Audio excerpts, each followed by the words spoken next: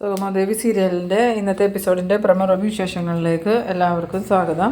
അങ്ങനെ നമ്മളുടെ ഋഷിയാണെങ്കിൽ ദേവികയും പ്രഭാവതിനെയൊക്കെ തകർക്കണം എന്നുള്ള ആ ഒരു ലക്ഷ്യത്തിൽ തന്നെയാണ് ഇവിടുന്ന് പോയി വേറെ ഏതെങ്കിലും നാട്ടിൽ താമസിക്കുക, ഞാൻ അതൊക്കെ കൈകാര്യം ചെയ്തോളാം എന്ന് അരുന്ധതി പറയുമ്പോൾ ഋഷി പറയുന്നുണ്ട്, അമ്മ പറയണത് അനുസരിക്കണേ എനിക്കിഷ്ടം, പക്ഷേ അമ്മയെ ധിക്കരിക്കണത് അമ്മയ്ക്കും ഇഷ്ടം ഉണ്ടാവില്ലല്ലോ, അതുകൊണ്ട് തന്നെ അമ്മ എന്നെ ഇതിന് നിർബന്ധിക്കരുത്, ഞാൻ പോവില്ല, എൻ്റെ ശത്രുക്കളുടെ നാശം കാണാണ്ട് ഇനി ഇവിടുന്ന് പോകുന്ന പ്രശ്നമില്ല എന്ന്. ആ സമയത്ത് CPയും പറയുന്നുണ്ട്, ഋഷി പറയുന്നത് നേരല്ലേ മേഡം, അമ്മമാരുടെ ഒപ്പം മക്കളല്ലേ നിൽക്കേണ്ടത്, എന്തായാലും ഋഷിയുടെ തീരുമാനത്തെ എതിർക്കാനൊന്നും നമുക്ക് പറ്റില്ല എന്ന് പറയുമ്പോൾ അരുന്ധതി CPയോട് പറയുന്നുണ്ട്. CP എന്തൊക്കെയാണ് CP പറയണേ, എനിക്ക് ഋഷിയുടെ സുരക്ഷിതത്വം അല്ലേ വലുത്, എന്തെങ്കിലും ആപത്ത് സംഭവിച്ചാൽ പിന്നെ എനിക്ക് ആരാ ഉള്ളത്, അതുകൊണ്ടാണ് ഞാൻ അവനോട് ഇങ്ങോട്ട് പോയിക്കോളാൻ പറയണേ, എന്തായാലും ദേവികേനെയും പ്രഭാവതിനെയും ഞാൻ വെറുതെ വിടാനൊന്നും പോകുന്നില്ല എന്ന്. ഈ സമയം CP പറയുന്നുണ്ട്, നമുക്കെന്നാൽ ത്യാഗരാജനെയും കൂടെ കൂട്ടിയാലോ എന്ന് ചോദിക്കുമ്പോൾ അയാളെ കൂട്ടിയാൽ ശരിയാവും CP, എന്ത് കാര്യത്തിന് ആ ത്യാഗരാജൻ ഇടപെട്ടിട്ടുണ്ടോ അതെല്ലാം കൂടുതൽ രൂക്ഷമായിട്ടുള്ളൂ, നമുക്ക് ഉപദ്രവമായിട്ടേ വരാറുള്ളൂ, അതുകൊണ്ട് ഇത് നമുക്ക് തന്നെ കൈകാര്യം ചെയ്യാന്ന് പറയുമ്പം CP പറയുന്നുണ്ട്, ചന്ദ്രോത്തുകാരുടെ കാര്യം ആയതുകൊണ്ട് ത്യാഗരാജൻ നമ്മളുടെ കൂടെ ആത്മാർത്ഥമായിട്ട് നിൽക്കും, ത്യാഗരാജന് പ്രഭാവതിയോടും സിദ്ധാർത്ഥനോടും തീരാത്ത പകയുണ്ട്, അതുകൊണ്ട് തന്നെ നമുക്ക് കൂട്ടുകൂടാൻ പറ്റിയ ഏറ്റവും നല്ല ആൾ ത്യാഗരാജനാണ്. ഇതേ സമയം നമ്മളുടെ നന്ദനെ കാണാനായിട്ട് ഈ മുരളി വരുന്നുണ്ട്, കൂടെ ഗൗരി ഉണ്ട് കേട്ടോ.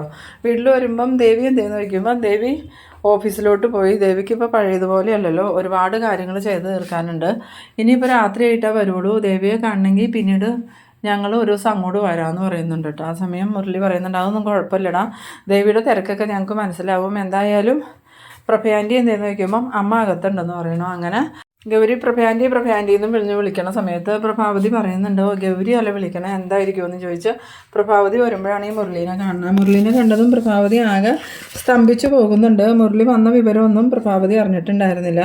ആ സമയത്ത് മുരളിയോട് ചോദിക്കുന്നുണ്ട്, മുരളി നീ എപ്പോഴാണ് വന്നതെന്ന് ചോദിക്കുമ്പം ഞാൻ ഇന്ന് രാവിലെ ആൻറ്റി വന്നേ, എന്നിട്ട് ഭാർഗവി ഒന്നും പറഞ്ഞു കേട്ടില്ലല്ലോ എന്ന് പറയുമ്പം അതിന് അമ്മയ്ക്കോ ഗൗരിക്കോ ആർക്കും അറിയില്ലായിരുന്നു, ഞാൻ വന്നതിന് ശേഷം ഇവർ എന്നെ കണ്ടപ്പോഴാണ് മനസ്സിലായത് തന്നെ, അതുകൊണ്ട് ഇവർ അത് പറഞ്ഞ് ആൻറ്റി കുറ്റം പറയുമൊന്നും വേണ്ട, ഇവർ അറിഞ്ഞിട്ടുണ്ടായിരുന്നില്ല. ആ സമയത്ത് പ്രഭാവതി പറയുന്നുണ്ട്, ഞാൻ വിചാരിച്ച ഭാർഗവിയും ഗൗരിയൊക്കെ എന്നിൽ നിന്ന് മറച്ചു വെച്ചതാണ്, എന്തായാലും നീ വന്നല്ലോ, ഇനി നീ എന്നാ പോണേന്ന് ചോദിക്കുമ്പം അതൊന്നും തീരുമാനിച്ചിട്ടില്ല ആൻറ്റി എന്ന് പറയുന്നു. ആ സമയത്ത് ഗൗരിയാണെങ്കിൽ ഒരു സംശയത്തോടു കൂടി ഈ മുരളിയുടെ നേരെ നോക്കുന്നുണ്ട്.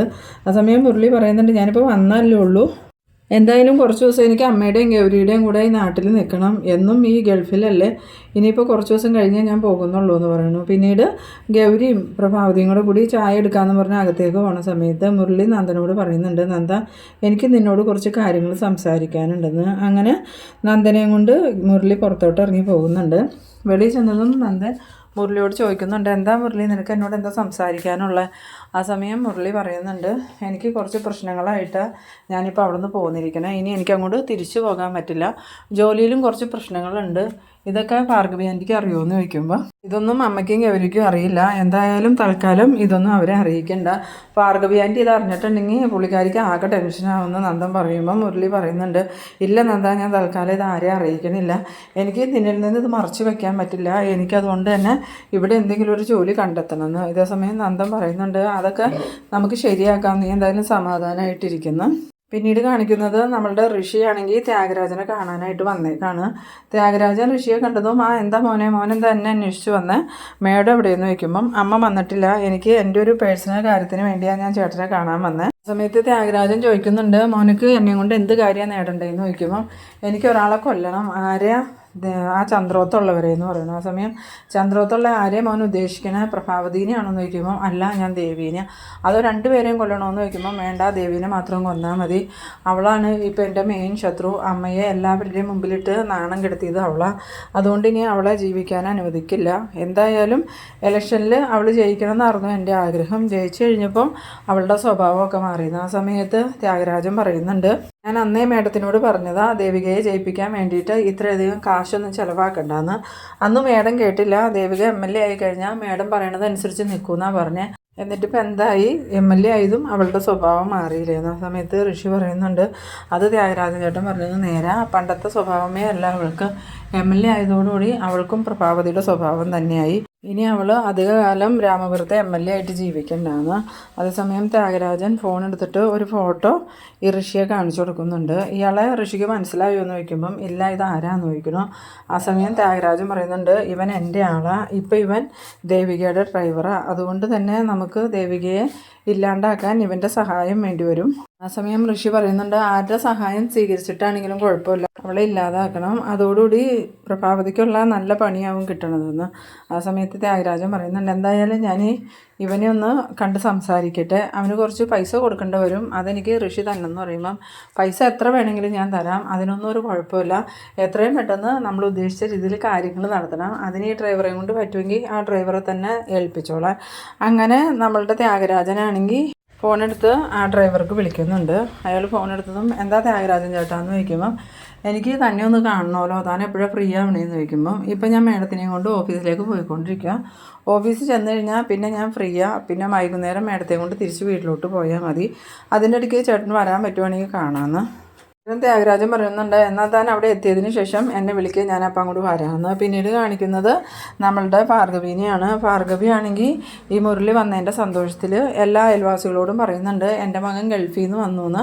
അതുപോലെ തന്നെ മുരളി കൊണ്ടുവന്ന മിഠായി സാധനങ്ങളൊക്കെ അയൽവക്കക്കാർക്ക് കൊണ്ടുപോയി കൊടുക്കുന്നുണ്ട് കേട്ടോ. ആ സമയത്ത് അയൽവക്കത്തുള്ളവർ പറയുന്നുണ്ട്, ഇപ്പോൾ ഭാർഗവിയുടെ മോൻ ഗൾഫുകാരനായതോടുകൂടി ഭാർഗവിയുടെ സമയമൊക്കെ മെച്ചപ്പെട്ടു, ഇപ്പോൾ എന്ത് സൗകര്യത്തിലാണ് ഭാർഗവി ജീവിക്കണേന്നൊക്കെ പറയുമ്പം ഭാർഗവി അവരോട് പറയുന്നുണ്ട്, പണ്ട് എൻ്റെ മോൻ ഓട്ടോ ഓടിച്ചുകൊണ്ടിരുന്ന സമയത്ത് ഈ നാട്ടുകാർക്കെല്ലാം എന്നെ വലിയ പരിഹാസമായിരുന്നു, ഇപ്പം അവൻ ഗൾഫുകാരനായതോടുകൂടി എല്ലാവർക്കും എന്നോടൊരു മതിപ്പൊക്കെ ഉണ്ടായത്, എന്തായാലും പണമുള്ളവർക്ക് വിലയുള്ളൂ എന്ന് അതുകൊണ്ട് എനിക്ക് മനസ്സിലായി എന്നൊക്കെ പറയുന്നുണ്ട് കേട്ടോ. ആ സമയം അയൽവക്കത്തുള്ള ആ ഒരു സ്ത്രീ പറയുന്നുണ്ട്, അതൊക്കെ ഭാർഗവിക്ക് വെറുതെ തോന്നണേ, അന്നും ഇന്നും എല്ലാം ഞങ്ങൾക്ക് ഭാർഗവിയോട് നല്ല താല്പര്യം തന്നെയാണ്. പിന്നീട് ഭാർഗവി ഞാൻ എന്തായാലും വീട്ടിലോട്ട് ചെല്ലട്ടെ, അവനക്ക് ഇഷ്ടമുള്ള കറികളൊക്കെ ഉണ്ടാക്കി വെക്കണമെന്നും പറഞ്ഞ് വേഗം വീട്ടിലോട്ട് പോകുന്നുണ്ട്. ഇതേസമയം പ്രഭാവതി ആണെങ്കിൽ ഗൗരിക്ക് ചായയൊക്കെ എടുത്ത് കൊടുക്കുന്നുണ്ട്. ആ സമയത്ത് ഗൗരി പറയുന്നുണ്ട്, എന്തായാലും എന്തൊക്കെ പ്രശ്നങ്ങളായിരുന്നു അല്ലേ പ്രഭ ആൻറ്റി, ഇത്ര പെട്ടെന്ന് എല്ലാം കലങ്ങി തെളിയുമെന്നൊന്നും വിചാരിച്ചില്ല, ഞങ്ങൾക്കൊക്കെ ആകെ പ്രയാസമായിരുന്നു, ദേവികയും ആൻറ്റിയും കൊണ്ട് മത്സരിക്കുന്ന സമയത്ത് എന്തൊക്കെ പ്രശ്നങ്ങളാണ് ഉണ്ടായത്, അതിനുശേഷം ആൻറ്റിയും ദേവികയും കൂടെ കൂടി ആ രാധാമണി ഇവിടെ കൊണ്ടുവന്ന് താമസിപ്പിച്ചിട്ട് അതും പ്രശ്നമായി, സിദ്ധാർത്ഥൻ സാറിനെ അവർ കൊല്ലാൻ നോക്കിയില്ലായിരുന്നു. ആ സമയത്ത് പ്രഭാവതി പറയുന്നുണ്ട്, അതൊക്കെ അരുന്ധതിയുടെ പ്ലാനാണ് ഗൗരി, അത് ഞാൻ നേരത്തെ തന്നെ മനസ്സിലാക്കിയതുകൊണ്ട് ദേവികയോട് മത്സരിക്കണ്ടെന്ന് പറഞ്ഞത്. ദേവിക MLA ആയിട്ടുണ്ടെങ്കിൽ അരുന്ധതിയുടെ ആളായിട്ട് നിർത്തുമെന്ന് അരുന്ധതി എന്നെ വെല്ലുവിളിച്ചിരുന്നു, ആ ഒരു പേടി കൊണ്ടാണ് ഞാൻ മത്സരിക്കണേനെ എതിർത്തത്, അല്ലാതെ എനിക്ക് ദേവിയോട് ദേഷ്യം ഉണ്ടായിട്ടൊന്നുമല്ല. പക്ഷേ ഇപ്പോൾ എനിക്ക് ഉറപ്പായി, ഇനിയിപ്പോൾ ആരൊക്കെ സ്വാധീനിച്ചാലും ദേവിയുടെ മനസ്സ് മാറൂല, ദേവി ഏറ്റവും കൂടുതൽ പ്രാധാന്യം കൊടുക്കുന്നത് ഈ കുടുംബത്തിന് തന്നെയാണ്, അതെനിക്കിപ്പോൾ മനസ്സിലായിന്ന്. ആ സമയത്ത് ഗൗരി പറയുന്നുണ്ട്, അത് ഞങ്ങൾക്ക് നല്ല ഉറപ്പുള്ള കാര്യമായിരുന്നു, ദേവിയുടെ സ്വഭാവം ഒരിക്കലും മാറില്ല എന്ന്. അമ്മയും ദേവിയോട് ഒരുപാട് മോശമായി പെരുമാറി, അവസാനം എന്തായി, അമ്മ തന്നെ ദേവിയുടെ അടുത്ത് പോയി മാപ്പ് പറഞ്ഞു, അതൊന്നും കുഴപ്പമില്ല ഗൗരി, അതൊക്കെ സംഭവിച്ചു പോയില്ലേ, ഭാർഗവി എന്ത് സംഭവം ഉണ്ടായാലും എൻ്റെ ഒപ്പം നിൽക്കുള്ളൂ, ഞാൻ എന്ന് പറഞ്ഞാൽ ഭാർഗവിക്ക് ജീവന, അതുകൊണ്ടാണ് ഭാർഗവി അന്ന് ദേവിമോളോട് അങ്ങനെയൊക്കെ പെരുമാറി, അത് ദേവിമോൾക്ക് മനസ്സിലാവുമെന്ന്. പിന്നീട് നമ്മളുടെ ത്യാഗരാജനാണെങ്കിൽ ആ ഒരു ഡ്രൈവറെ കാണാനായിട്ട് MLAയുടെ ഓഫീസിൻ്റെ വെളിയിൽ വന്ന് നിന്നിട്ട് ആ ഡ്രൈവറെ വിളിക്കുന്നുണ്ട്. ആ സമയം ഡ്രൈവർ ഞാനിപ്പോൾ വരാൻ സാറേ എന്നും പറഞ്ഞുകൊണ്ട് വേഗം ത്യാഗരാജൻ്റെ അടുത്തേക്ക് വരുന്നുണ്ട്. ആ സമയത്ത് ത്യാഗരാജനോട് ചോദിക്കുന്നുണ്ട്, സാർ എന്തിനാ എന്നെ കാണണമെന്ന് പറഞ്ഞതെന്ന് ചോദിക്കുമ്പം തനിക്ക് ഞാനൊരു കാര്യം ഏൽപ്പിച്ച് തരാം, അത് വെറുതെ ചെയ്യുമൊന്നും വേണ്ട, ആവശ്യത്തിനുള്ള കാശ് ചോദിക്കണ പൈസ തരും, അത് എത്രയാണെന്ന് വെച്ചാൽ താൻ തീരുമാനിച്ചാൽ മതി, പക്ഷേ ഞങ്ങൾ ആവശ്യപ്പെടുന്ന ആ ഒരു കാര്യം താൻ നടത്തി തരണമെന്ന്. ആ സമയത്ത് അയാൾ ചോദിക്കുന്നുണ്ട്, എന്ത് കാര്യമാണ് സാറേ എന്ന് ചോദിക്കുമ്പം ആ MLA ഇല്ലേ ദേവികയെ ഇല്ലാണ്ടാക്കണമെന്ന്. നേരം അയാളാണെങ്കിൽ അങ്ങോട്ട് ഷോക്കാവുന്നുണ്ട്, സാറേ എന്തൊക്കെയാണ് സാറേ ഈ പറയണേ, MLAയെ കൊല്ലണമെന്നോ, അതൊന്നും എനിക്ക് പറ്റില്ല എന്ന് പറയുമ്പം തനിക്ക് രൂപ എത്ര വേണമെങ്കിലും തരാം, അതൊരു ആക്സിഡൻ്റ് ആക്കി തീർത്താൽ മതി, അല്ലാതെ താൻ കൊലക്കുറ്റത്തിന് ജയിലിൽ പോകുമൊന്നുമില്ല, കൊന്നിട്ട് ആക്സിഡൻ്റാന്ന് വരുത്തി തീർത്താൽ മതിയെന്ന്. അപ്പം അയാളിങ്ങനെ ആലോചിച്ചിട്ട് പറയാമെന്ന് പറഞ്ഞ് കുറച്ച് നേരം ഒന്ന് ആലോചിച്ചിട്ട് എന്തായാലും വേണ്ടില്ല എന്നും പറഞ്ഞ് ചെയ്യാമെന്ന് കേൾക്കുന്നുണ്ട് കേട്ടോ. എന്നിട്ട് ത്യാഗരാജനോട് പറയുന്നുണ്ട്, എനിക്ക് പൈസ എപ്പോഴാണ് തന്നെയെന്ന് ചോദിക്കുമ്പോൾ പൈസ എപ്പോൾ വേണമെങ്കിലും തരാം, ഇപ്പോൾ വേണമെങ്കിൽ ഇപ്പോൾ തരാം, അല്ലെങ്കിൽ കാര്യം കഴിയുന്നതിന് ശേഷം തരാമെന്ന് പറയുന്നുണ്ട്. അങ്ങനെ ത്യാഗരാജൻ പോയതിന് ശേഷം നമ്മളുടെ ദേവികയാണെങ്കിൽ വെളിയിലോട്ട് ഇറങ്ങി വരുന്നുണ്ട്. എന്നിട്ട് ഡ്രൈവറോട് എന്നാൽ നമുക്ക് പോകാമെന്ന് പറയുമ്പം ഡ്രൈവർ വേഗം തന്നെ എന്നാൽ കയറി മേടെന്ന് പറഞ്ഞ് ഡോറൊക്കെ തുറന്നു കൊടുക്കുന്നുണ്ട്. ദേവിക അകത്ത് കയറി ഇരുന്നതും ഡ്രൈവർ ഡ്രൈവിംഗ് സീറ്റിൽ കയറിയിരുന്നിട്ട് വണ്ടി ഓടിച്ച് പോകുമ്പം കൂടെ ഈ ദേവികയുടെ നേരെ തിരിഞ്ഞു നോക്കുന്നുണ്ട്. ദേവികയാണെങ്കിൽ അതൊന്നും ശ്രദ്ധിക്കണില്ല. കയ്യിലുള്ള ഫയലുകൾ ഇങ്ങനെ മറിച്ച് നോക്കിക്കൊണ്ടിരിക്കുകയാണ്. എന്നിട്ട് സ്വയം മനസ്സിൽ ചിന്തിക്കുന്നുണ്ട്, എന്തോരം കാര്യങ്ങളാണ് ചെയ്ത് തീർക്കാനുള്ള. ഓഫീസിൽ നിന്ന് തിരിയാൻ സ്ഥലമില്ല, ഇനിയിപ്പോൾ ഇതെല്ലാം വീട്ടിൽ കൊണ്ടുപോയി ശരിയാക്കണം. MLA ആയതിനു ശേഷം ഒരു മിനിറ്റ് പോലും ഫ്രീ ആയിട്ടിരിക്കാൻ പറ്റിയിട്ടില്ല എന്നൊക്കെ ഇങ്ങനെ മനസ്സിൽ ചിന്തിച്ചുകൊണ്ടിരിക്കുന്ന സമയത്ത് നമ്മളുടെ ഡ്രൈവറാണെങ്കിൽ എന്തൊക്കെയോ പ്ലാൻ ചെയ്ത മാതിരി ദേവികയുടെ നേരെ ഇങ്ങനെ തിരിഞ്ഞ് നോക്കുന്നുണ്ട്. ആ ഒരു സീനിലാണ് ഈ എപ്പിസോഡ് അവസാനിക്കുന്നത്. അപ്പോൾ നിങ്ങൾ എൻ്റെ വീഡിയോ ആദ്യമായി കാണുന്നവരാണെങ്കിൽ ചാനലൊന്ന് സബ്സ്ക്രൈബ് ചെയ്യാനും ഇഷ്ടമായ ലൈക്ക് ചെയ്യാനും ഷെയർ ചെയ്യാനും മറക്കരുത്. അപ്പോൾ ഇതുപോലെ ഇൻട്രസ്റ്റിംഗ് ആയിട്ടുള്ള അടുത്തൊരു എപ്പിസോഡുമായി വീണ്ടും കാണാം. അതുവരേക്കും ബൈ ബൈ.